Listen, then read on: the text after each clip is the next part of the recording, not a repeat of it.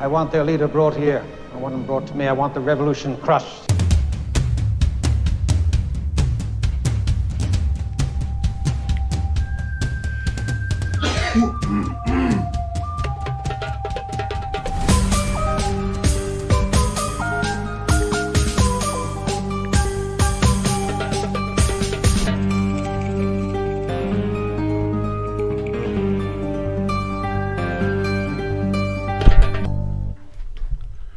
Assalamu alaikum and welcome to the Mamluks. My name is Sim. Along with me are my co-hosts, Sheikh Amir. Assalamu alaikum wa rahmatullah. And returning guest, Emad Deen. Welcome to the show. Assalamu alaikum. Thank you for having me. Brothers and sisters, we have a wonderful show. Before we get started, help us out on patreon.com/the Mad Mamluks. Alternatively, you can help us out on PayPal by sending it to themadmamluks@gmail.com. We are entirely listener supported, so we're eternally grateful for any support that you provide. And as always, make sure you like and comment in the comment section below. Thank you. Gracias. So, Emad, I'm actually curious. Are you starting to become a runner now or something? You look like you're developing some running physique. The Great Race. Actually, those are just shirts. No, but the physique looks a little trimmer than last time I saw you.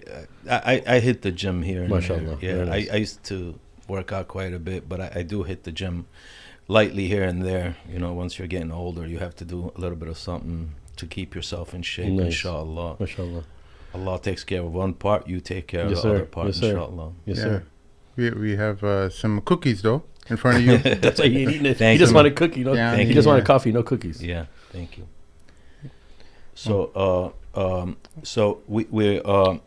we'll start out, I think, talking about our brother Sami Hamdi. Yep. And former guest. This is exactly your former guest. He was on here. He's an amazing brother. Just to give him some recognition, which he doesn't really need any. Yeah. For those who know him. Amazing brother, amazing individual, always standing up for justice. Unfortunately, he was taken into custody by ICE due to some advocating from Zionists in order to shut him up. Yeah, Laura Loomer was the woman. Yes. She's Trump's confidant. She's basically been put in place, I think, on behalf of Miriam Adelson as her voice to communicate to the White House. Yeah. I'm not. So Laura Loomer is she's very active on Twitter. If you're. Yeah. Marco Rubio also tweeted too. Yeah, right? so Rubio. Marco Rubio works for the State Department, right? He leads the State Department. So Loomer will petition to the State Department on Zionist interests. Wow. So Laura Loomer, and there was another agitator online who basically petitioned. Sami Hamdi was at a Kerry Gala on the 27th, and then on the 28th at an airport terminal in California, ICE agents apprehended him, and he's been detained since. And said not to see a judge until a month, probably. Oh, are you serious? Yeah. Oh, Yeah. Okay. Current Simply situation. for speaking. Yeah.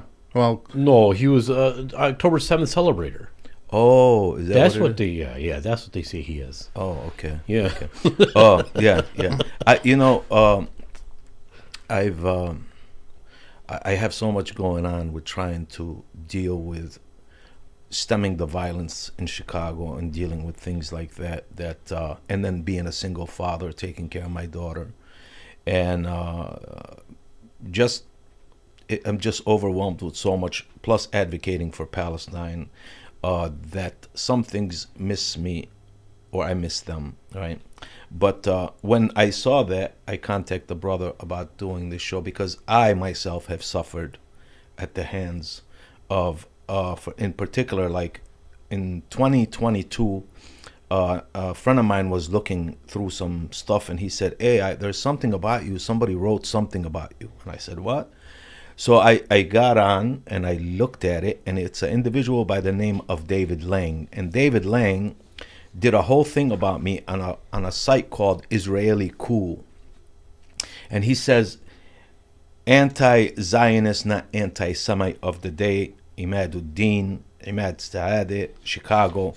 And he went on to put some things about me from social media. And to kind of, he was mimicking and kind of making a joke out of what I do, which is it's disturbing that someone knows that you're advocating as a warrior of advocacy on behalf of people, and especially the violence that we have in Chicago. He thought it was comical.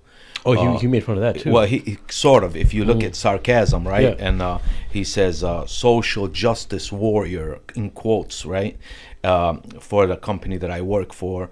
And he says things like, my hatred for Israel, my hatred, am I supposed to love Israel?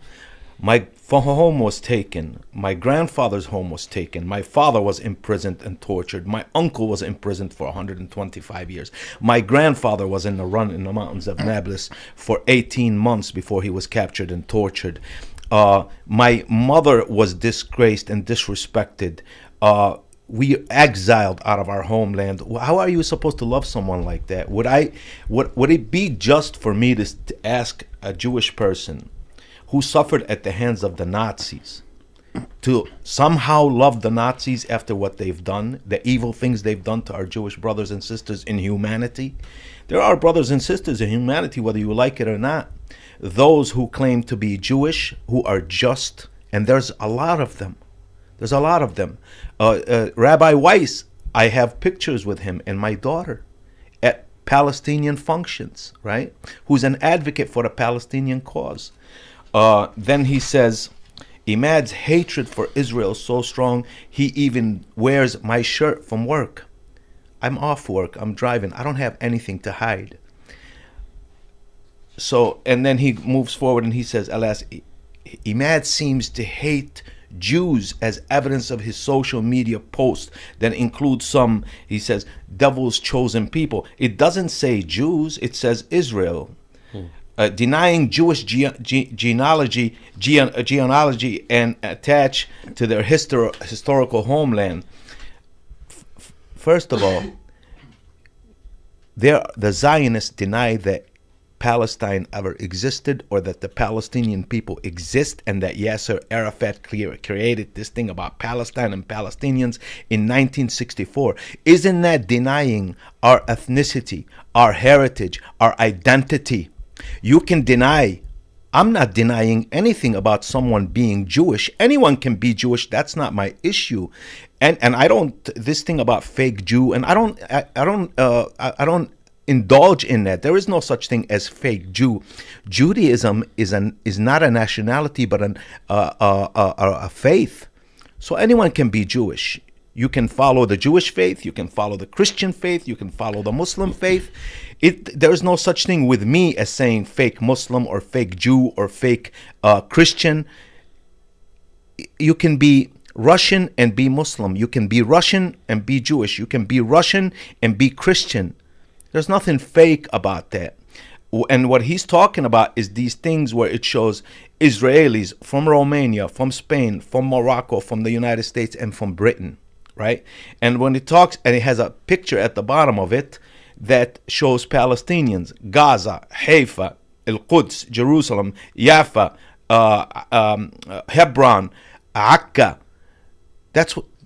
They're from villages or cities within a land called Palestine. So I'm not denying. And then he's talking about posts that are reposted. Did I create those posts? No, I've reposted them because they make sense in a world that's not making any sense when it comes to the Palestinian cause. When did he compile this? And when did he compile this and put this together? This is in 1982. I mean, this is in 2022 that he put this on this site, this Israeli cool site. And when did you discover this? A friend of mine was looking through my stuff for my books and podcasts, and they found it, and they told me about it right after. He did this, I believe, in May of 2022, and my friend might have been looking in June of 2022, about a month later, I believe, somewhere. I don't know, but it wasn't long after that. Then he talks about the Twin Towers and who did the Twin Towers. Wait a minute. Don't pick it with me. Who are the 5 dancing Israelis? Look up the 5 dancing Israelis, okay? there are many questions that are being asked now. Even families of victims of 9/11 are asking that the investigation be reopened. Tucker Carlson just reopened the investigation. He did like a 7-part series, and he's continuing it. Exactly. He's trying to organize a new commission to redo the whole. So it's nothing new. Yes. Right? So why isn't he on here? Exactly. Why don't you have him on here? Why? Because I'm a Palestinian, and I you don't want me to open my mouth and talk about things like this, but you could say things about us that are vile or vile, such as we don't exist, we're fake, Pallywood, all these things you say about us, we're not supposed to say anything. Can I ask you one question? Sorry to cut you off, man. Go ahead. So if they say there's no such thing as Palestine, like what are people in Palestine? What do they refer to them as? Just like Arabs or what? Arabs, exactly, Arabs. But I'm gonna show you in a minute right now as we're talking that the word. First of all, there is no Palestine and there are no Palestinians. The word is Palestine, and the people are Palestiniye. There is no. I've had a Zionist argue with me and say he's going to prove to me that Palestine did not exist simply because the alphabet P doesn't exist in the Arabic alphabet. Using English, right? We didn't translate it into Palestine, but we'll talk about that in a minute to show you that the biblical text actually shows that Palestine existed even before the word Israel existed, right? So then he talks about that I refer to them as Nazis. Well, see, the thing is, if someone is a bank robber, right, and we find someone else who is robbing banks, he's a bank robber. So if the Nazis behaved a god-awful way against the Jews, which they did, and we condemn it, when the Zionists in Palestine, right, occupied Palestine, treat the Palestinians a certain way that is indicative of Nazi behavior, then more than likely we're going to call them that, right? Because based on their behavior. It's a definition, yeah. The definition. Then he says that I'm not the sharpest tool in the shed, which coming from him is not an insult. Then we talk about in 1939 Palestine in a soccer game against Australia. It wasn't called in 39. It wasn't called Israel against Australia. It was called Palestine against Australia, right? And their argument is that some of the players were Jewish, or many of the players were Jewish. That's not the point. The point is the land was called Palestine. The match was between Australia and Palestine in 1939. So Palestine existed in 39 before the creation of the State of Israel by the United Nations in 1940, were recognized in 1948, but established in 1947, right? And he goes on that I am denying that anti-Semitism and claiming this post is just a way of silence legitimate criticism of Israel, and it shows again Palestine, Jerusalem, Palestine between 1900 and 1920, right? And then he says that that he's sure that I will say some of my best friends are Jewish. That's kind of corny. I don't do stuff like that. No, my best friend is not Jewish. But if I grew up with a Jewish person, he may be my best friend. But I've had Jewish friends. But I don't play this corny stuff that I'm not racist. I have black friends. That is corny. Or that's corny stuff. Yeah. That's childish stuff, right? We don't do stuff like that, right? But I do deal with Jewish people. I deal with Christian people. I deal with European Christian Americans, African American Muslims, Christians, whatever the case may be, right? And then, so this is what he's done about me. Then, to try to destroy my life. This is the main point while we're discussing this. Right? Yes. He sends, or they send, an email to my job. And I'll read the email to you. The email is subject, Vile Anti-Semitism by Emad Deen, Emad Sadeh, Chicago. Message, hello. One of your workers, Emad Deen, Emad Sadeh, is spreading anti-Semitism and Jew hatred on social media while wearing his work shirt. You can find this. His comments he puts on. He says, "Please take action to stop him spreading his hatred. Thank you." This is the What stuff. date was this? What date was This is this was sent in 2022. I don't have the date off the email. This is just a copy. Yeah. That's crazy. So this is what he. So what is anti-Semitism? This isn't Burger King and have it your way. Anti-Semitism is being anti-Semitic against anyone who is Semitic. This person right here sitting in this chair is a Semitic individual by the true definition of the word. What Semitism is for people who speak Semitic languages, Aramaic, Arabic, and ancient Hebrew. Even the Hebrew of today, if you Google it, was created by an individual by the name of Ibn Yehuda. In the late 1800s, 1893 was the started to, and the language is actually 2 parts Semitic, 1 part non-Semitic, part Hebrew, part Arabic, and part Greek. That's the non-Semitic part. But there's other Semitic languages. There's at least 10 Semitic languages, right? But we talk about the 3, these Aramaic, Arabic, and Hebrew. It's people who speak these Semitic languages are Semitic. So Arabs are Semitic, right? So to say that. But if we talk about, if you criticize the Zionist entity, the Zionist state, right, you're being anti-Semitic and you have Jew hatred, then what about Rabbi David Weiss? He's a rabbi, a Jewish rabbi, who talks constantly against the state of Israel and says that the state of Israel has hijacked the Jewish faith, and he is offended by it. And he stands for the Palestinian cause and says that Palestine belongs to the Palestinian people and that the Palestinian people are suffering constantly at the hands of these people, right? So this is Nutri Karta. You're familiar with the group, right? And they have thousands upon thousands of Jewish members who stand for the Palestinian cause. So, and you have Jews for Palestine, Jewish Voice for Peace, Jews for Justice for Palestine, JJP, Independent Jewish Voices. These are all Jewish people who stand against the Zionist entity for the Palestinian people. And what is Zionism has nothing to do with Judaism. And if you think that the word Zion within the Old Testament validates Zionism, that is a hill or a mountain Zion, yeah. in Jerusalem, right on the outskirts of the old city. It's the Mount of Zion, right? That Zionism is an ideology, and that ideology, whether anyone wants to admit it or not, it's clear ideology. The creation of a Jewish state for the Jewish people, everyone else out.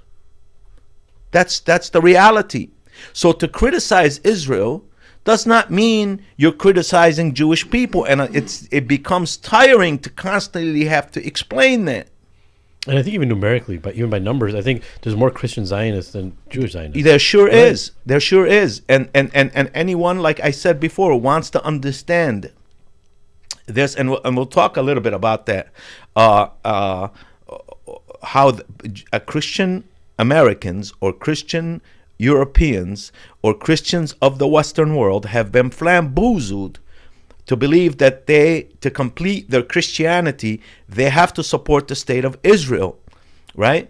And if you don't support the state of Israel, you fall into this thing where it says, "He who blesses Israel, I will bless, and he who curses Israel, I will curse."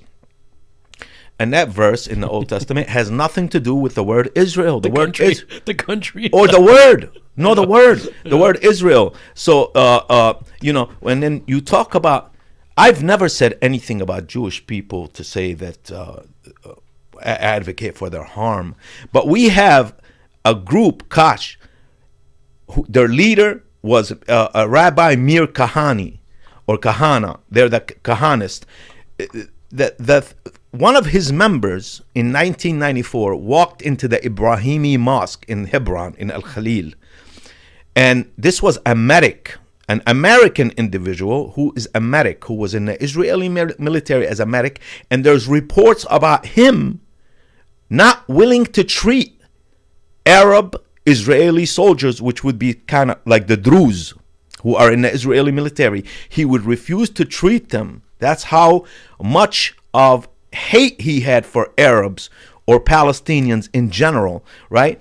That he walked into the Ibrahimi mosque. He was a follower of Mir Kahana, who used to say horrible things about Palestinians and would never even acknowledge that Palestinians existed. He would only address Palestinians as Arabs, right?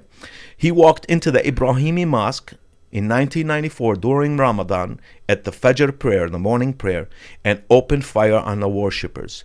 He shot total of 126 Palestinians. 29 of them died, the youngest one being 12 years old, right? There is a shrine for him in Jerusalem that people do pilgrimage to. There's a shrine for him? Yeah, there's a shrine for him in Jerusalem. You can look it up. That's crazy. And he's called as a hero. And What's his name again? Brach Goldstein. That's crazy. He's right there. Brach. Yeah. The highlighted part, insane. right? Baruch. Okay. Baruch. I used to call him Brock, and it was actually the wrong. Brock sounds like the candy. Yeah. You're gonna make me stop eating the candy. So they say some horrible things, and they talk about pushing the Arabs, meaning the Palestinians, out, ethnic cleansing of the Palestinians, right? And he says in 1985, if Arabs will not leave Israel willingly, I'll throw them out. You know, so I've never said anything like that. We don't say anything like that about Jews, right? And you say, well, you deny the existence of Israel. Don't you deny the existence of Palestine? Don't you deny the existence of Palestinians? You don't even want to call us Palestinians. You call us Arabs, right? And many of the Palestinians there. This is the Baruch Goldstein shrine. Yeah. So you know.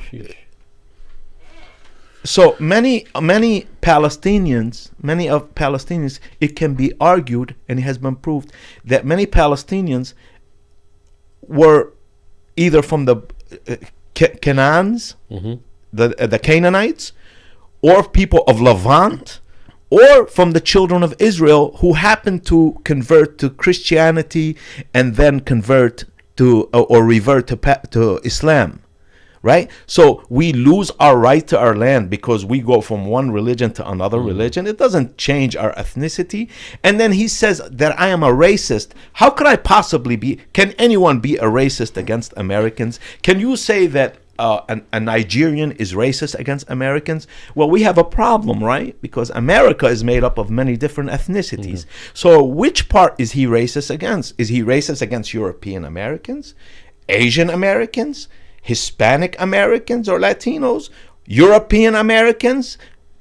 What American? You can't be racist against Americans because it's made up of many different ethnicities. But not only that. And so I cannot be a racist against Israelis because Israelis are also made up of Ashkenazi, which means Eastern Europeans, Germany all the way to Russia, Sephardic, which means Western Europeans, Spaniards, French, and others, and or Mizrahi. Mizrahi is actually a new term that was created when Israel was created. There is no such thing as a Mizrahi. Mizrahi is a new term for North African Jews and Arab Jews within the so-called Middle East, right? Middle East of what? I don't know, right? These are all new terms. So Mizrahi is to cover up Arab Jews. They are ethnically Arab and of the Jewish faith, right? So they give it a name. Likewise, for the Talmud, the denying of the existence of the Palestinian people, there are two sets of Talmuds. One is the Babylonian Talmud, which was written during Babylonian times. And there's one called, right now, if you look it up, it's called the Jerusalem Talmud. But that's not always, or that has not always been the name of these books, this volume of books called the Jerusalem Talmud. if you research it, Google it, you will find that the original name of the Jerusalem Talmud is called At-Talmud al-Falastini, the Palestinian Talmud. And the scholars who wrote this book are recognized as Palestinian Jewish scholars. And these books were written between the 3rd century AD and the beginning of the 6th century AD.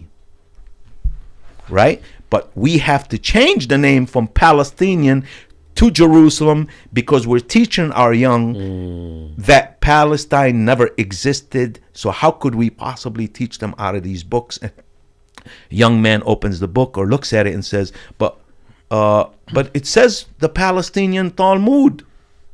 I thought there was no Palestine. You're telling us that this has always been our land. No one is denying that the Jewish people, if you want to call Jewish people or the children of Israel, existed in a land called Palestine, and that they were Palestinian in that land living at that time, right? So these are some of the things that are done in order to erase our identity, to erase our existence. And then Genesis, we go move on to whether Palestine existed or not. In Genesis 21:34, and it says, Abraham sojourned many days in the land of Palestine.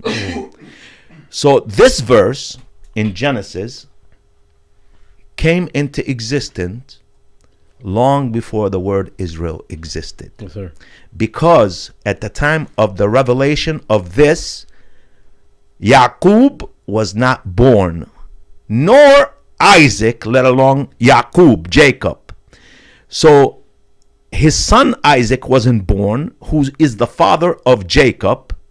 Neither one was born, and the word Israel doesn't come into existence until Jacob, according to their text, wrestled with an entity and beat that entity, and God gave him the name Israel. Isra meaning prince, El meaning God, prince of God. That's what Israel means. So it didn't exist. So how? So Palestine existed before the word Israel. So the legitimacy is Palestine and not Israel. Again, Israel is an individual and not a piece of land. Israel is Yaqub. How come we don't call the land Yaqub or Jacob? Right? It's an individual's name. Yes, sir. And then for our Christian brothers and sisters, I would wish that you would go into your text and read it and study it. Study it and read it in order to understand that we don't advocate for violence against anyone. We don't. We are, like the biblical text says, love your Lord with all your heart and mind. We know what your heart means. That wonderful warm feeling you feel to your mom and dad or wife or whatever the case may be. But what does it mean with your mind? It means I've given you a mind. Educate yourself. Read, so in order you understand and you don't support something that is not godly. And in Genesis 12:3, it talks about this verse that they use for Christians to say you have to support Israel. This verse, again, has nothing to do with Israel, and it's speaking specifically of Prophet Abraham. May the peace and blessings of God be upon him. And it says, God makes this promise to Abraham saying, I will bless those who bless you, and the one who curses you I will curse. To Abraham, not Israel or an individual or a piece of land. Israel did not even exist at the time of these things, right? So for our Christian brothers and sisters, it's talking about blessing Abraham. And just to give you an example, for us Muslims, we are commanded that anytime we say Abraham, we're not like others, the Christians and the Jews. We don't just say Abraham. We say, Abraham, may the peace and blessings of God be upon him. We bless Abraham every time we mention him. Yes, so this verse, Genesis 12:3, which is used to make you believe that you have to support the modern state of Israel, or the word Israel does not even exist in it. It's talking specifically about Prophet Abraham. May the peace and blessings of God be upon him. So I've talked a lot. Maybe No, so as far as this character, I don't want to use the word assassination anymore. This individual that's trying to destroy your character and obviously get you. How does this affect your work life at all? Or well, what it did is thank God that the people, the powers that be at my job, are people who are actually out there. They're advocating for disadvantaged communities and people in general. That they didn't just take it at face value, and they actually emailed back saying, what is it that you have? Send us what you have, and then we'll go from there. And the stuff they sent, they looked over it, and they let them know, what you have is nothing. they responded to him. They respond, Heck this yeah. is nothing.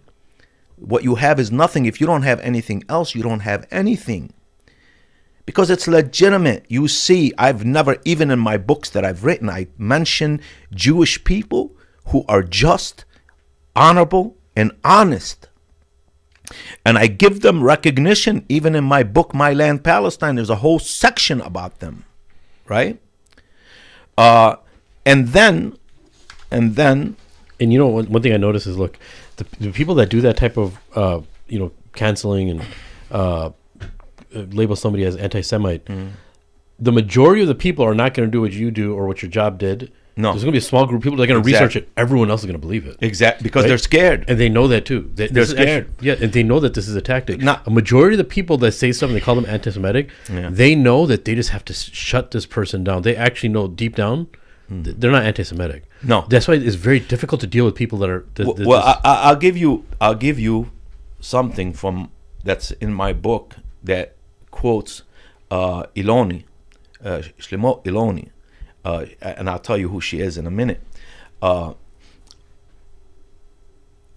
then we go, if we mention Prophet Abraham, may the peace and blessings be upon him. It says when he came to the land of Palestine, which is translated into English as Palestine, but in this it's Palestine.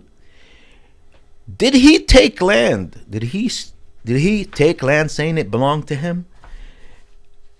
And in the biblical text it says Abraham bought for 400 silver shekels the piece of land where he's buried in Hebron. He purchased it. He didn't take it saying God promised it to him. He purchased it. He didn't hurt anybody. There's no hurting. And that's in Genesis 23:17 to 20. It says Abraham bought land from Ephraim. So Abraham, peace be upon him, didn't say, and he's the father of us, right? Who came from Iraq, Mesopotamia at the time it's called, from the town called Ur, because his people turned against him and he ran away with his wife Sarah to a land called what? Palestine. Long before Israel, the word was created, because Yaqub again was not born yet. So he didn't take anybody's land. He purchased a piece of land so he could bury his family for 400 silver shekels. These things, I just said it. It's in the biblical text. And then we have an issue, right, where people try to turn Islam into not a legitimate faith, and that Ishmael, may the peace and blessings of God be upon him, or Ishmael was this illegitimate son who was kicked out, right?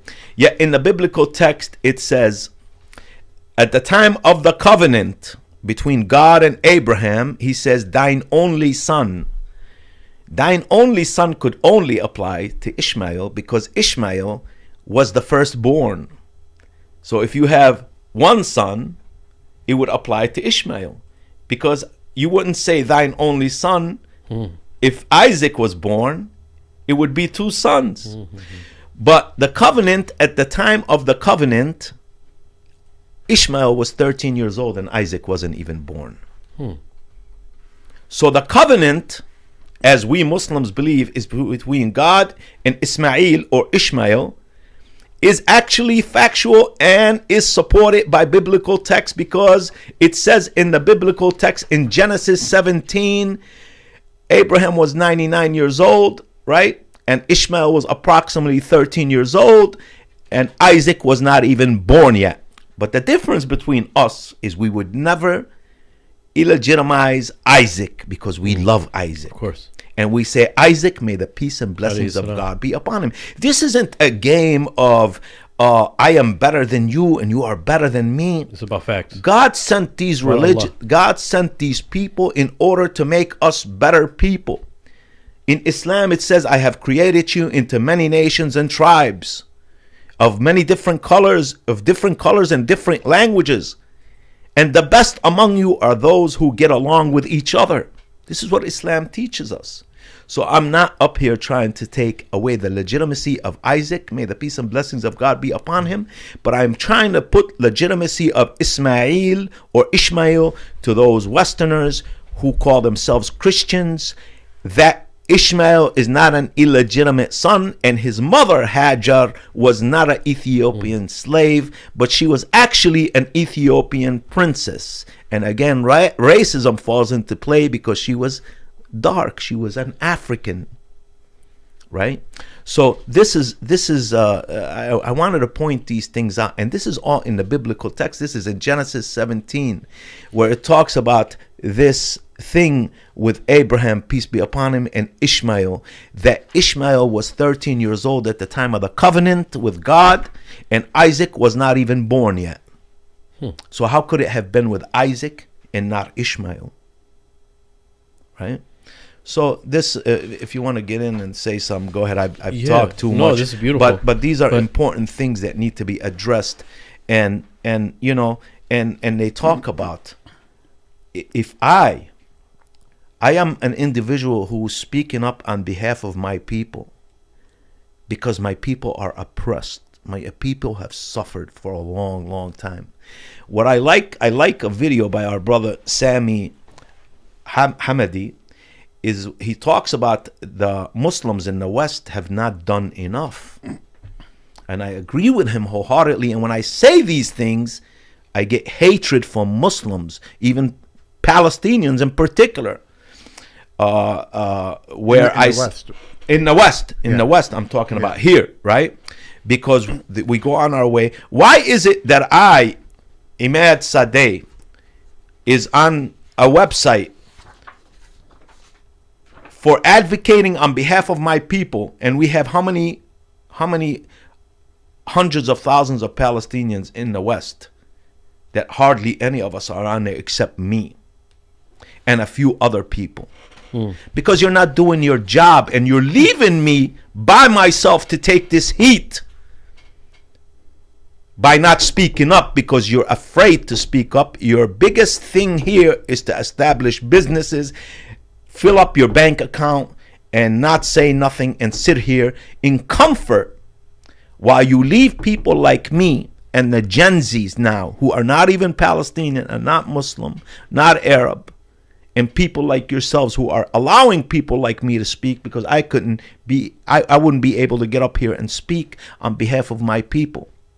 I've had situations where Palestinians attack me and say I've attacked them, because on a social media, as they're advertising for restaurants, their weddings, and all these things, while our people are going through a genocide in Gaza, I said, talk about Gaza. To them, they took that as me attacking them. One brother breaks down and says, those people down there. What's down there? You can't even say Gaza. It says down there. And I'm left to fend for myself.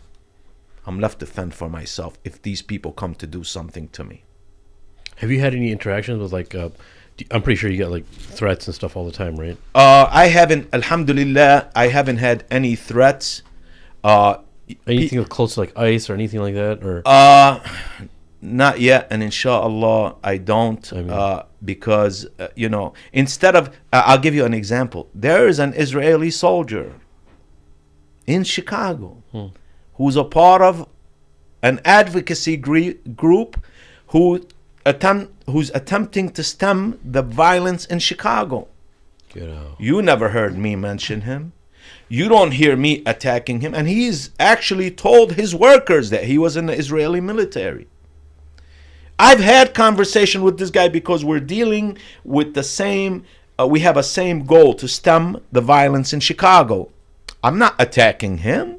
I'm not going to a website of Muslims or Arabs or Palestinians to say he's a Zionist and he's been in the military and he's hurt Palestinians.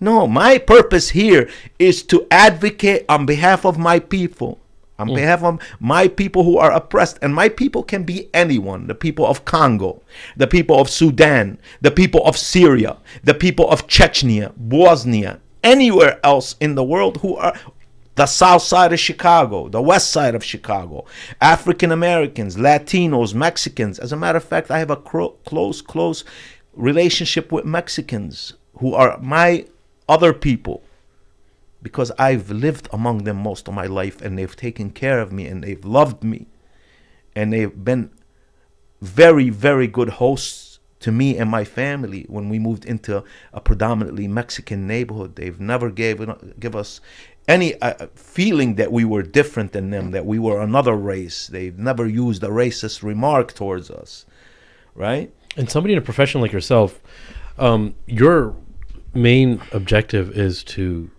root out and deal with people who deal with violence and gang violence. And somebody like yourself, how, number one, you have to deal with all ethnicities and all colors. Yes. And you have to, and you're not making $1 million doing this. No, you're not making, and you're doing this because, but that's the important thing. I've done this voluntarily from 2004. I've done it with at-risk youth once upon a time, right? For 3 years. I've done it. What does at-risk mean? At-risk youth who are going down the path of, they start to shoplift. Okay. They start to criminalities. fight. Yeah. Now they become at risk. Okay. That will lead to bigger and worse criminal things that may cause them to lose their freedom, Gotcha. their life, and so on. But from 2004 moving forward, I did this voluntarily, totally voluntarily. I've done it with, I've always, since I've learned, right, what they call us is credible messengers. Why? Because we've lived the life. We've made the mistakes. We know that they were mistakes. Can we go back and change things? No. But we can change the future for others who are going down that path, right? So I've done this voluntarily for a long time until I published my book about my life, and I wound up in a divorce, and then I lost my business from a divorce and from COVID. And then I decided that I was going to do this full time and dedicate myself to this. So as I advocate for at-risk youth and I advocate for disadvantaged communities within Chicago and the surrounding areas, I also have always advocated for the Palestinian cause, right? A just cause for a people. But see, that's what I was getting at. Somebody who does that close to home, that type of advocacy that you do for people, is naturally the way that you're going to be doing it is not in a way of violence towards somebody else. It's just for the people who are oppressed. And you're raising awareness. Because that's in your blood. You're helping those people around you, and you see the same similar problem that's happening there. Yes. And the most you can do from here is speak about it. Exactly. So that's what you're doing. But you see this contrary to the work that Emad has done, to this guy, Sean Glass, if you see on the screen, he's a former IDF soldier who was the one who shot Hind Rajab 350 times. Really? Yeah. And he's a dual national who comes to America. He's going to be with American children, and he's a monster. Yes. He's welcome here. Yes. And he's going to be protected, and he's going to be able to work for any company he wants. What about Sami Hamdi though? Yeah, Sami Hamdi. He didn't kill anybody. No. He didn't kill nobody. He's actually he's not even Palestinian. He's advocating on behalf of oppressed people. And he's British. And he's British. And he's talked about, I'm sure, much more than the Palestinian cause. He talks Islamic lectures. He does. So but it is taboo to stand up for the Palestinians. It is taboo to say that the Zionist entity is doing what they're doing to us, right? Here's the thing. My advocacy for the Palestinian people is to people in the West, Christian Americans, who have been flamboozled and brainwashed to support someone who's actually committing violence against the Palestinian people. So my thing is to show them that what you're advocating for, what you're supporting, is actually something that is causing violence, that has caused a Holocaust, a slow Holocaust, for almost 100 years. We know that the Holocaust started in 1939 and everything, or at least most, ended by 1945. So we're talking about a 6-year Holocaust. This Holocaust has been going on for almost 100 years to a people who had nothing to do with what happened in Europe. On the contrary, based on evidence that we have, 2 ships were turned away from the New York ports during that time, filled with German Jews or Jews from Europe, and they were accepted. That ship wound up in Cyprus, those 2 ships. And we have evidence that the Palestinians opened their arms to ships that were coming from Europe at the ports of Haifa or Akka or Jaffa, wherever they wound. Why are we suffering because of what Europeans did to Europeans? And we can't talk about it? Could I possibly attack a Jewish person? Or could a German person say that a Jewish person is a racist against Germans by speaking up against the Nazis? No, because not all the Germans were Nazis. That's true. Many Germans suffered for hiding Jewish people, which they did an amazing thing by helping their Jewish brothers and sisters who were German as they are. Right? So I have hatred for the Jewish people because I talk about Zionists or Zionism. Zionism is not Judaism. Not every Jewish person is a Zionist. Right? Not every Palestinian is part of a particular. You have Palestinians who support the PLO. You have Palestinians who support the PFLP. You have Palestinians who support the FLP, Democratic Front for the Liberation of Palestine, and Palestinians who support Hamas. You have Palestinian Christians. You have Palestinian Jews. You have Palestinian Muslims. What about the Samaritans, the Palestinians who are Jewish, who actually follow the Torah, the correct way, and have nothing to do with Israel? Yeah. And they're not even recognized. They live in the mountains of Nablus. They're Palestinians by the true definition of the word Palestinian. They're Samaritans, right? So it becomes tiring and disgusting that someone is, how could I possibly be a racist against the Jewish people, right? How could I possibly, or racist against Israelis, when Israel has European Jews, Middle Eastern Jews, Asian Jews, Indian Jews? How? Does that make any sense to you? How could I be a racist? These labels working. I'll tell you why. Look, even yeah, go ahead. Go ahead. No. While I look for this, I was going to say this has everything to do with ideology and nothing to do with religion. Nothing. But they make it a religious thing. Nothing. That's why it has double standards. Let me show you what's said about us. There's one right now who's the head of the defense he's the defense minister, right? Let me show you what they say. We must go or send Gaza back to the Middle Ages, destroy all the infrastructure. This is long before October 7th, all including roads and water. Eli Yashai, present day at the time, prime minister, right? Deputy prime minister. There should be no electricity in Gaza, no gasoline or moving vehicles, nothing. We need to flatten entire neighborhoods, flatten all of Gaza. This is reported by journalist Gilad Sharon in the Jerusalem Post. That there are no innocents in Gaza. Mow them down. Kill the Gazans without thought of mercy. Michael Ben Ari, member of the Knesset. Gaza should be wiped clean with bombs. Avi Ditcher, Minister of Home Front Defense. This is who I'm going to quote right now for you. And this is all before October. This is in this book published in 22. Yeah. Wow. So look what the current Israeli defense minister says. Gaza should be bombed so hard the population has to flee into Egypt. Israel Katz, Minister of Transportation. Yeah. And then when we talk about the Semitism, let me quote for you this woman, Amy Goodman's interview on the radio and TV program Democracy Now! On August 14, 2002. She has been described by many as Israel's first lady of human rights. Shlomo, if I butcher her name, I do apologize. Iloni. She is also a former Israeli Minister of Education, right? I am going to, okay. So Amy Goodman asks, often when there is dissent expressed in the United States against policies of the Israeli government, people are called anti-Semitic. What is your response to that as an Israeli Jew?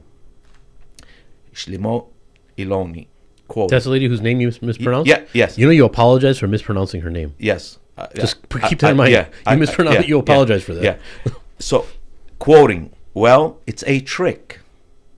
We always use it. When from Europe somebody is criticizing Israel, then we bring up the Holocaust. When in this country people are criticizing Israel, then they are anti-Semitic. And the organization is strong. And there are anti-Semitic. I'm sorry. When in this country people are criticizing Israel, then they are anti-Semitic. And the organization is strong and has a lot of money. And the ties between Israel and the American Jewish establishment are very strong. And they are strong in this country, you know, as you know. And they have power, which is okay. They are talented people and they have power and money. And the media and other things. And their attitude is Israel, my country, right or wrong. And they are not ready to hear criticism. And it's a very easy to blame people who criticize certain acts of the Israeli government as anti-Semitic and to bring up the Holocaust and the suffering of the Jewish people, and that is justified. That is justified. Everything we do to the Palestinians, and this is so. These things are easy to find. This is her quote. This is what she says. An Israeli, not me. An Israeli, right? So you know, what are we supposed to do? Just sit and be quiet? I was born in Jerusalem. I can never see Jerusalem. They won't allow me into Jerusalem. And if they do, you know what will happen to me? You know what they'll do to me? Look here, by speaking what this guy did to me and attempts to do to me. Yeah. Right? Look what they've done to Sami. Yeah. But does that mean we have to be quiet? That we're going to be quiet? Look what the people in Gaza have paid. I don't know. You know that there are, I believe, last I saw was 1,900 families that do not exist anymore. The name of the family is gone. Complete families gone. You know the number, they talk about this number 60,000 and 70,000. You know the number is actually almost 700,000. 685,000 the last I heard. I just happened to listen to something that said that a correspondent, I'm listening to WBBM News, and they're saying that the ceasefire is holding, and then in the next breath they talk about how Israel bombed Gaza, and there are dozens who are killed, dozens. But the commentator is saying that the ceasefire is holding. And Israel says, we're back to ceasefire again. So Israel can go bomb the Gazans and go back to a ceasefire is holding. Bomb the Gazans and go back to the ceasefire is holding. What are we doing here? Where's humanity? No, I'll tell you what we're doing. We're just using the word ceasefire like we have since the beginning, just to make people just be like, okay, just shut up. It's a ceasefire. There was never a ceasefire. There's never going to be a ceasefire. No. And then we talked with the brother, and we said that we were going to talk about the peace and ceasefire. I don't even pay attention to those things. Like I told Yeah. the brother, I don't pay attention to it. It's ridiculous. First of all, Because it's ridiculous because we know their stated objective. What the reason why we understand that is because people still, so there's some people who are still in doubt who think that what the negotiations are happening in good faith, that these people, that these these state actors, This time they'll be in good yeah, faith. yeah, because this time the Emiratis are involved and the Egyptians are involved and so on. But these are all different players that the Americans control, and they are only involved because America's telling them to get involved. Yeah. It's as simple as that. Erdogan's involved now. Oh, Imagine, Erdogan. he's taking lead in this. Well, now. wrap it up. Let's start building rebuilding the Gaza infrastructure. Yeah. Let me give About that. let me give you some quotes from the people that created this nation. For those people who actually think that these people want peace and that these people are willing to give up something, right? Excuse me. Between ourselves, it must be clear that there is no room for both peoples together in this country. We shall not achieve our goal if the Arabs, again, remember they use the word Arab for Palestinians, are in this small country. There is no other way than to transfer the Arabs to neighboring countries. All of them, not one village, not one tribe should be left. Joseph Weiss, head of the Jewish Agency's colonization department in 1940. These are the people that established the nation. You think they're going to give you? Let me give you another thing, quote Ben Gurion for you, right? And for those who want to say that this land doesn't belong to us or we weren't there or we're not, what's Ben Gurion say? Ben Gurion says, if I were an Arab leader, meaning a Palestinian leader, I would never sign an agreement with Israel. It is normal. You have taken their country, our country. He has taken our country. This is Ben Gurion's words. It is true God promised it to us. How could that interest them? Our God is not theirs. There has been anti-Semitism, the Nazis, Hitler, Auschwitz. But was that their fault? Speaking of the Palestinians, they see but one thing. We have come and we have stolen their country. Why would they accept that? This you can find in the book, The Jewish Paradox, pages 121 and 122. Ben Gurion says, whose real name is actually David Gruen, not David Ben Gurion, says, the present map of Palestine was drawn by the British mandate. The Jewish people, meaning the Israelis, the Zionists, shouldn't even be, have another map, which our youth and adults should strive to fulfill, from the Nile to the Euphrates. Okay, so this is what they're looking at. This is what they want. You think they're going to give you anything? The only thing they have ever used the peace process for is to trick the world that we are going to do peace with these people. At the same time as they're talking peace, they're exiling more Palestinians, they're killing more Palestinians, they're demolishing more Palestinian homes and stealing more Palestinian land. And we're sitting here talking about peace and a two-state solution, which they will never give you a two-state solution. It's as if they kept. And they ask you, what is it that you choose? Try to entrap you. They give you these loaded questions, right, to entrap you. And most of the time, do you support what Hamas did?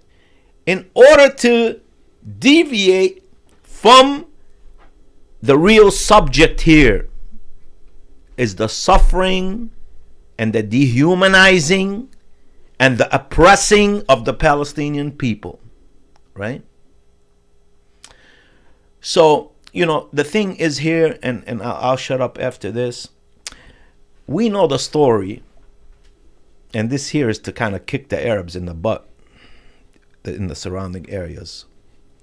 The story of the Muhajirin and the Ansar. When Rasulullah sallallahu alayhi wasallam left Mecca for Yathrib, for Medina, they were the Muhajirin. They were those who migrated due to oppression. Did the Ansar put them in refugee camps? No. They opened the doors to them. If I have 2 camels, you have one. Even to the point, if I have 2 wives, you could have one of my wives. If you're not married, she'll be your wife. Right? What did the Palestinians who were the Muhajirin get in Lebanon and Syria? Other than refugee camps and ill treatment and mistreatment and poverty and starvation. Right? That's what those Muhajirin got. So your title is not Ansar, but oppressors. They use that title for No, themselves, they right? don't. No, they don't. I'm saying. Because I heard that being used before. If they really used okay, before. so that's the thing. That's the thing. And if you think you people of the so-called Middle East, especially surrounding Palestine, if you think that you are going to have success and prosper while the Palestinians and the Aqsa is in the shape it's in, and you have nothing to do with it, you will never have success, especially in the hereafter. Would it be safe to say that they're more to blame than Israel? Because they're enablers and they're protectors of Israel? They are protecting equally, the borders? they are equally to blame. And then somebody will say, well, the population. What about the population? What about the population? What about it? Yeah. Enough excuses. Yeah. And I'm not saying to grab arms and go against your government. I'm saying while we have young Gen Zs here in America who have destroyed their careers Exactly. in Berkeley, Yale, and all these great universities, fighting for you, your people, my people, the Palestinians. You're sitting smoking argile in Jordan, in Syria, and other, but the Syrian people have suffered a lot. Now we have the Syrian people talking about, oh, some Palestinians we're mad at Hamas because they took weapons from Iran. Saudi Arabia takes F-16s and F-35s from the United States of America that you call your enemy, right? Or even from other places that have oppressed, right? Why aren't you mad at those people? Why was such hypocrisy, right? My thing is here, man. I'm sick of violence. I'm sick of violence on the south side of Chicago. I'm sick of violence on the west side of Chicago. I'm sick of poverty and people living in poverty. I see it heavily. I see people who don't see $100 a week in this country, in this great country. And I'm advocating for that. And it beats me every day. And on top of that, I have to watch what's happening in Gaza. And when I eat, there's guilt. And when I sleep, there's guilt. And when I watch my daughter, I get tears in my eyes because it reminds me of those kids who have nothing. Who protects Palestinians in the West Bank? Who protects them? Who protects the children when the Israeli military gets them and the father and the mother can't even do anything to help them? We've been going through this for 100 years, and we are supposed to shut up and not say anything about it. Again, not everything is done through violence. I'm saying just speak up. In this religion that we call Islam, it says that if you see something wrong, do something with it with your hands. And if you can't with your hand, with your mouth. And if you can't with your mouth, hate it in your heart. And that is the lowest of faith. This is a country that is great, that gives you the ability to vote. We don't vote. That gives you the ability to speak. We don't speak. I go to Bridgeview and I watch, and they're laughing and joking, and videos of themselves drinking coffee at the Yemeni joints and all this other stuff, man. And you feel like yourself, like you're trapped in this. And what do I do? What do I do to say something to these people? And I can't say nothing to these people. The sheikh can't even say anything. I want to correct something I've said before we get on. I said Umar radiallahu anh buried his daughter and she clenched his finger. One of the brothers, may Allah reward them, on your thing told me that I was wrong about that, and I checked with Sheikh Jamal and I was wrong. It's a weak hadith. It's considered weak, yeah. So please forgive me. I take that back. We do know Umar's story, but that part of the story is incorrect. He did do that, but the part of the daughter was a. The They're whole saying story not the whole about thing ever of the daughter. whole Yeah. story of Is him off. burying his daughter was a completely made up thing. No, about It his was- daughter, yes, but there- I'm talking there about the girls. He did bury girls, though, right? That no, part, no, never. it was all complete Ever. made I up. didn't know There's that. Yeah, I no, don't know yeah, that. there's been So I thorough wanted to it's been- correct it. and it's so sad because it's not just Imad. Yeah, I thought just that too. so many Yeah. people. There, I heard it in a khutbah. I've had to edit it out of shows before in the past. Yeah, where so guests I would say do. it, Yeah. I learned something too, man. Jazakallah khairan. Yeah, I never want to say something. One thing about this, right? I do understand that a person who doesn't pray but says prayer is obligatory is better than a person who prays all the prayers, sunnah, nawafil, and everything else, and says that it is not obligatory. So I never want anything. I am not a scholar. I know a grain of sand in a vast desert, the knowledge that I have. I never want something to be attributed to me that is wrong. The beauty about Islam is that it's preservation. And have you heard about this thing, the madkhalis? Yeah. What is wrong with these people? They're just government selfies. Yeah, exactly. Yeah. And you know, Shamsi is one of them. Yeah. Shamsi, I saw a video that was disturbing with Shamsi in an interview, and he's drinking Starbucks. And the brother says, "What do you say to the people who are boycotting Starbucks?" And he said, "This is gonna do something. This coffee." Yeah. And so he's a full supporter of like the Dubai, the Gulf crowd. Yeah, it's all. It's, I'm sure. it's all the money. Yeah, the money. But anyway, I've talked too much, and No, it was very may valuable, Allah man. forgive me if I offended anyone. That is not my intention. May Allah protect us. May Allah awaken the world to all this madness that's going on. Look what's happening here right now. What a great country, and what we're going through is beyond belief. It's insane. I mean, we there's like two worlds that we live in this country. Yeah. There's like this protected class of individuals who are, for now at least, before AI takes over their jobs, are okay, and they're the minority. And then there's the rest who are incredibly poor, and they're struggling to survive. Just like Emad said, they're barely making $100 a week, if that. And they're in trouble. And what this country has effectively done, or the politicians rather, have gotten people to hate each other based on their races, based on their political thoughts, based on their sexuality. Feminists versus male masculinists, whatever, and they've gotten everyone to direct their guns at each other, and then they're like, well, we're going to collect the money while you guys fight, and that's what the game is. This game is continuously about getting people to start focusing on each other. All the poor people, because you're brown, because you're an immigrant, because you're a Muslim you should belong in your Muslim country. The prize, the core problem will never be looked at where the wealth is completely traveling up to the 1% of the 1%. We're not even against the 1%.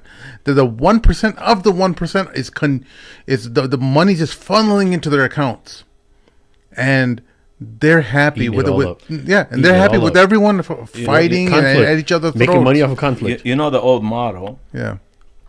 Divided you fall, united you stand. Division has always been the tool of those who have been in power. I am black, you're white, he's pink, he's brown. All these things are a destruction for us, right? Nationalism on the other part is, we cling to these lines that the British have drawn for us. This is the line for Palestine. This is the line for... Those are colonizer lines. The people didn't know that. The people didn't know that before. Before artificial. The British... People recognize the British mandate of Palestine. They forget there was a French mandate of Syria and Lebanon. Right? So, I mean, we don't know much about... We like to talk about certain things. Us Muslims nowadays, we've become... pray 5 times a day, fast Ramadan, go to Hajj, and who cares about the conditions of going to Hajj? Just go to Hajj if you have the money. If you obtained it from liquor stores and whatever else, that's still Hajj. No, there's conditions to it. So we got to that. What about brotherhood in Islam? What about looking out for each other? What about the best example, the Ansar, the Muhajirin?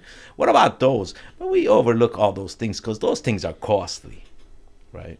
Hooray for me, my kids, my mom and dad, and my brothers and sisters. That's my family.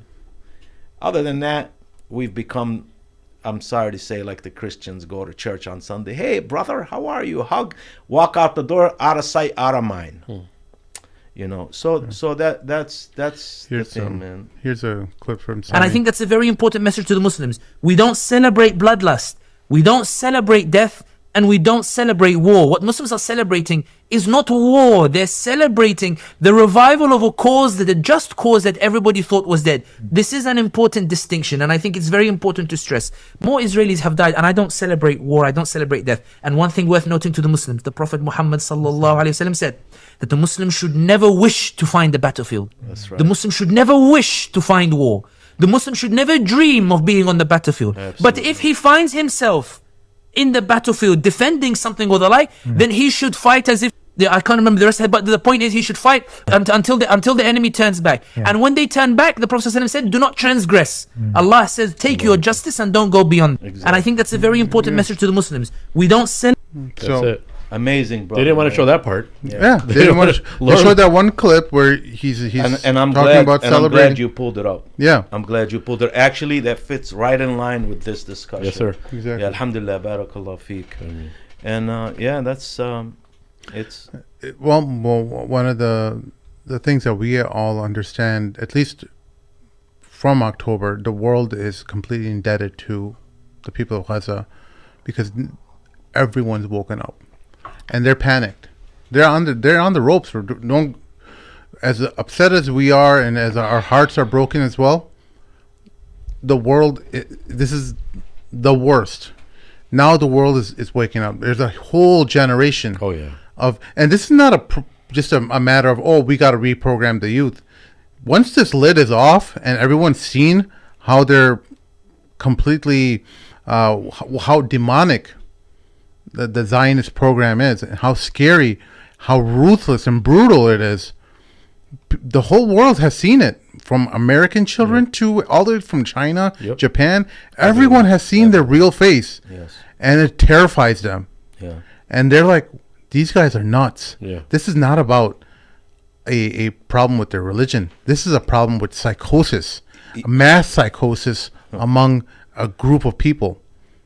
On my drive to here, I'm driving down the 294 and I see a small Ford on the far right lane, right, with a Palestinian flag on the window, right, and it's flopping. So I drive up, maybe just look at it. Was a European American woman with a kufiya.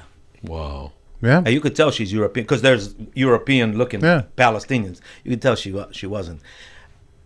Driving, the world has awakened, and there's no turning back. They bought TikTok too late. Yeah, it's too late. They're trying to Larry Ellison and stuff. They're buying. It's all damage control now. That's what you're saying. It's all damage control. Yeah, but the world's seen it. Yeah, it's too late. And you tried every single thing you could to put the stops on the algorithm, but you can't stop people sharing. People are staring. You can't control WhatsApp. You can see maybe Telegram is crazy. Yeah. Telegram, WhatsApp, insane. All these different. There's just too many avenues of knowledge now, and you think, go ahead, you can try to control as much as you can. But now what you're trying to do with like situations like Sami is scare them. Yeah. Oh, this is what can happen to you. These are last attempts. Yeah. I mean, these are, even the corporate world doesn't care about what you're talking about. In relation, especially to this topic. The initial stuff that happened in right after October 11th, it stopped happening. The corporate pressures on firing people, it went away. They started targeting Mahmoud Khalil and them like that, and then that kind of dissipated as well because he was the only one that they were trying to make an example of. But the protests are still happening. People are still organizing. People are still mobilizing. There's musicians and all kinds of artists who are gathering, non-Muslims, just gathering and doing fundraising and all kinds of awareness activities. All this stuff is still happening. And it's going to continue happening, and you're not going to erase what the people have seen and heard. Exactly. Plain and simple. You're not going to take away the knowledge that people have acquired after what happened to Gaza. Because people not only heard and seen, people were driven to go educate themselves. I have been illiterate about the subject. I have believed that we have to support this entity called Israel. Before this, how many people, if you walk down the street and ask people, American people in general, or Europeans, what is Zionism? I guarantee you 9 out of 10 or 10 out of 10 would have said, I don't know, what is that? What is AIPAC? What is AIPAC? Everyone knows AIPAC now. What is any of that stuff? Now they're doing something different with AIPAC. They're actually having the people that donate to AIPAC donate to the politician directly, right? So the thing is, you could come attack me and do whatever you want to me and Sami and other individuals, right? Well, what is it going to do at the end of the day? You're causing more destruction. By the way, So I'm so sorry, I thought you were going to continue. But by the way, Sami Hamdi's videos got even more popular after this. Of course, and they're going to get more popular. Like more people. And let me tell you something: the more they attack anything, people are going to try and learn it. After that horrible day in New York on September 11, right? And they blamed it on Islam and Muslims. The number one selling book in the world was the Quran. The printing presses could not even keep up with the demand for the Quran because people wanted to know. And Allah subhanahu wa ta'ala says they wish to distinguish the nur, the light of Allah, this Islam, this knowledge, but they will never be able to do it. And the more they attempt to do it, the more they drive people to it. That's why I don't, I see somebody and sometimes I'll comment, I'll say, the thing you're doing right here, go ahead, keep doing it, because you're going to bring more people to the knowledge of Islam. Whether they become Muslim or not is not the issue, but they will realize, whether they like to admit it or not, what I was taught was wrong. Yeah. The first people I saw clearing Sami Hamdi's name of the accusations that Laura Loomer and them made about him was where? Breaking Points. It was Ryan Grimm and Sagar that were actually like, okay, that's not actually what he's saying. And I was like, these guys are just like, so openly, beautifully, gracefully. If there is any media organization that Muslims, everyone should be supporting is Breaking Points, or Drop Site News. Drop Site News also with Jeremy Scahill. The other thing is they like to mention and they like to throw at the Palestinians. Oh, you guys say from the river to the sea, but who actually started that? Who coined that term? You actually read it from the Euphrates, or from the river Nile to the Euphrates. Exactly, but who coined the term from the river to the sea was Pilot's father, who was a general in the Israeli military. Pilot, he's actually anti-Zionist now, and he fights on behalf of the Palestinians. I didn't know that. He's in Canada. He's written a book. His father coined the term from the river to the sea, not the Palestinians. His father did. Very deceptive way to do. Another huge victory that cannot be overstated is how much of the MAGA movement is now pro-Palestine. Yeah. Candace Owens, Dave Smith, Tucker Carlson, all these people, even Charlie Kirk, it seems like at the end he was fearing for his life. He was scared. Candace went on and showed text messages that he was scared that he was going to get killed. All happening on his phone, he's walking away you see that? Yeah. The new footage that she showed? Yeah. His manager, Mike McCoy, walking away while all this is happening. He's supposed to be his chief of staff. He's getting shot and he's walking away casually in this chaos. He's on the phone. Yes. It's and not only that, the camera in the back. Then he did one after, like a small video of himself. Oh my God, they just shot Charlie. I didn't know about this one. It's crazy. It's on the same one that just came out. Another thing, I'm glad you mentioned Charlie Kirk. no Palestinian, no Muslim should be happy at what happened to that man. Of course, we disagree with him, what he says about African Americans in general, just like we disagreed about him supporting the Zionist entity. But he was waking up about the Zionist entity, and I'm sure he would have awakened about the things that he's saying about the African American community that are wrong, right? But they didn't do anyone any favor by killing this guy. They opened up a new can of worms. Imagine the road he was leading down. 10 million subscribers, bro. He has an army of young, influential, well-to-do young European Americans who follow him proudly. Yeah. But killing him did not change them. Now they're even more standing against Israel from that movement. That's crazy. No, check out. I don't know if you guys saw this. It just aired like a couple days ago, I think, on Candace's show. Yeah. But Norman Finkelstein is still killing it. There we go. He's another Jewish brother that Yeah. we love 1 second. and admire. But Sorry, this thing is muted. All they do, what I do is cancel somebody. Jew-hating self. A human rubbish heap. Anti-Semite, they call him. The leading UN official on Gaza describes it as, quote, a toxic dump. For the people of Israel, Gazans are vermin. They're garbage. They're human refuse. You guys were the ones that insisted that we all have a perspective on October 7th. Then when we looked and we pierced that veil, we went, oh my goodness, how was I ever pro-Israel? And now you want us to shut up. There's a problem here. A billionaire class of Jewish supremacists are now flagrantly using money as a blackmail weapon to silence not just criticism of Jews, but silence criticism of an ongoing genocide. Yeah. Amazing. So, I mean, you've completed this interview with amazing footage, mashallah. I think all of that fit right It in. does, beautiful. Yeah, you brought on a Jewish person to give the perspective that we're talking about. Yeah. Candace Owens, a diehard Christian. Candace Owens, diehard Christian, who was actually, he worked with Shapiro and was Daily actually Wire. a staunch Zionist. Yeah. Right? So I think, mashallah, may Allah make this this here episode something that can educate people who are uneducated. May it wake up the Muslims to love each other by action, not by word. You know, we should, there should be, how they come up with all these things that you charge for water. We should start a campaign to say, hey, if you use the word love, we're going to start charging you. We'll start to see how many people use it regularly. Because it's so cheap to use. They just, I love you.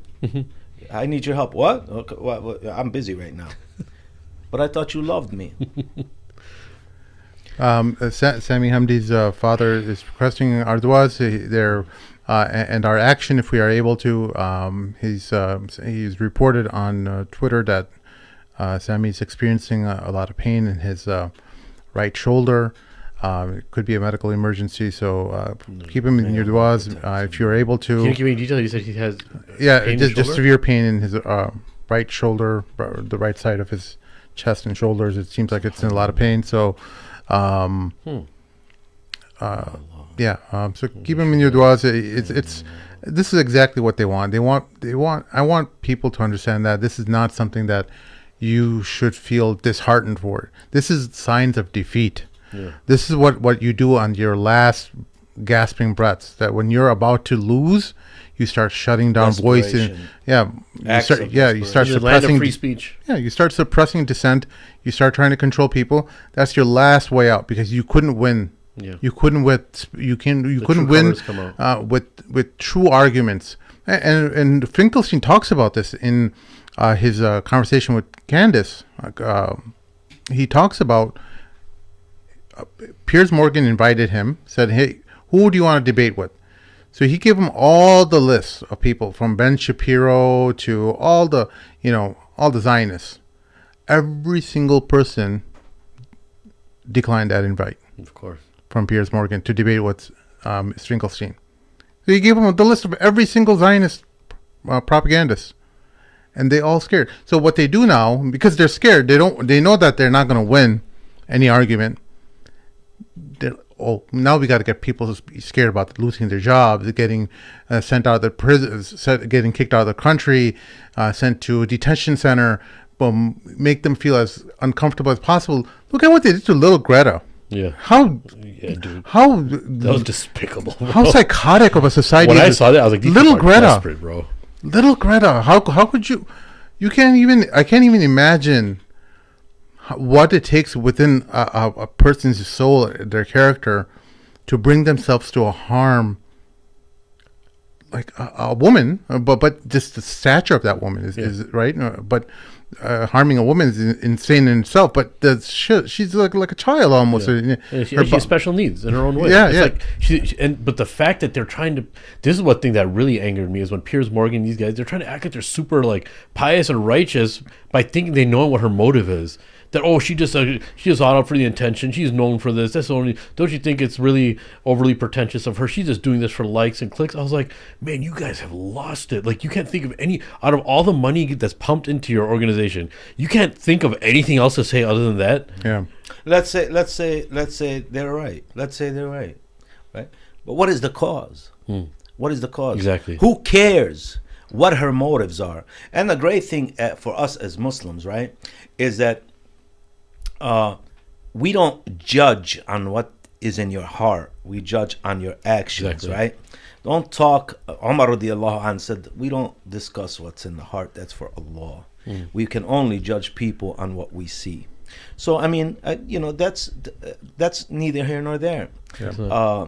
It's just a different layer to evade, different layer showing defeat. That's all it is. Yeah. But I think that's a great point. It's like when you have to resort to this, the important thing in it is this, that it's supposed to be the greatest democracy, the trend center of democracy, the trend center of the First Amendment, the trend center of saying whatever you want, no ramifications, as long as you don't physically harm anybody.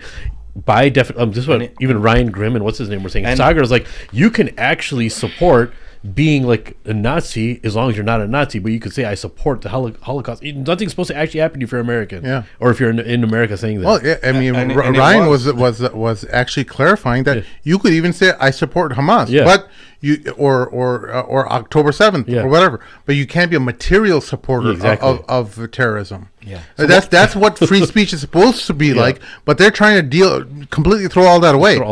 They're trying to just shut it down so that everything else you can start making fun of Hindus, Jews, Muslims, everyone. Jesus. You can make fun of Jesus, bro. Yeah, making fun of the prophets. Yeah, like, just as long as you don't make fun of Israel and the Zionists. So crazy. You can even say bad things about the Jews. That's what they've made it out to be. Because it's really cementing in my mind what they mean by the distinction between these Zionist supremacists that Finkelstein is explaining about and regular Judaism that Emad just talked about throughout the show. Like, they don't even care about the regular Jews who are not Zionists. They'll like let them suffer because they want them to suffer. They want them to feel like, hey, you should have been over here. You should have been here supporting the state. They actually have a name for them. They call them self-hating Jews. Yeah.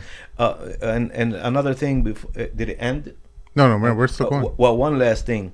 If anybody, after talking about the land of Israel, the land of Palestine and the land of Israel, if you want to argue that in the Bible it says the land of Israel or anywhere else, then I will tell you this. That's simply a possessive term, meaning the land belonging to Israel, an individual, the land belonging to Yaqub.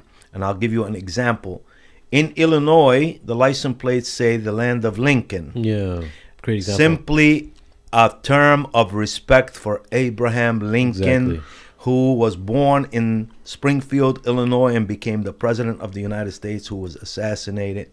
Therefore, out of respect for him, they put on the license plates the land of Lincoln.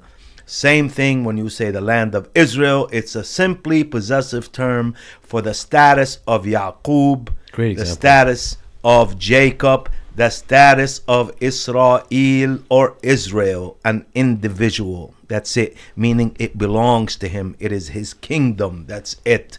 The land was never called Israel. Yeah, and you know, when Zionists in this country are confronted with the truth, you know, they understand. What do you think they say to themselves? You know, when they see people who are blasting Judaism for what Zionists are saying, you know, they say, oh, well, you know, that's been happening for thousands of years. Jews are always hated. They're always the blame. Persecuted, yeah. But well, what I'm trying to say is that we can't make it difficult for regular Jewish people, because they need to know that, like, hey, you're still cool. Like, you're safe. Like, you're just, as long as you're not a genocidal monster, you're cool. Like, we can't, because you see all across the social media platforms and stuff. I'm wondering why I see so many channels that are just against, like, blatant, like, anti-Jewish, right? They're incredibly racist, incredibly pro-Nazi, right? And it makes me wonder, like, why? How come these channels are allowed to survive? Because I feel like they want the pressure to increase on Jewish people who don't support, of course, anti-Semitism, Yeah, and they want them. And those are the people who suffer most. Yeah, right. Those are the people see. We Muslims understand this quite well, and we stand against it firmly. In that, we Muslims have had to suffer because of someone's actions. So we are heavy advocates of Jewish people not suffering because of certain people who claim to be Jewish actions, such as the Zionists. The Zionist entity and what they do should not be a stain on the Jewish people. A Muslim who does something wrong to anyone by committing a T-act or whatever you want to call it should not be a stain on the Muslims of the world, period. We know this very well. We hate this and we stand against it because I should not be held accountable. He should not be held accountable for my actions. But I never thought about that, like cornering. I know we got to finish, but cornering the Jews that don't support, I never thought about that. Yeah. Honestly, I think there's a concerted program to increase fear for Jewish people, so that the rest of them get on board, fall in line, get on board. Hey, you're existential. You're a threat. Is at stake here. You're a traitor to us. Yeah. Wow. So, anyways, brothers and sisters, thank you all for listening this afternoon. Brother Emad, thank you again for giving us your time. I know you're always on call, and thank you for inviting me. Wallahi, it's you who I should be thanking. No, man, you give us a platform to do this.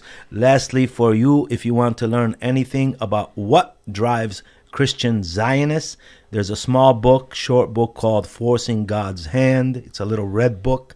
Read it, and the individual is an American who exposes what Zionist Christians are doing. Thank you all for listening. We'll see you all next time. Assalamu alaikum. I want their leader brought here. I want him brought to me. I want the revolution crushed.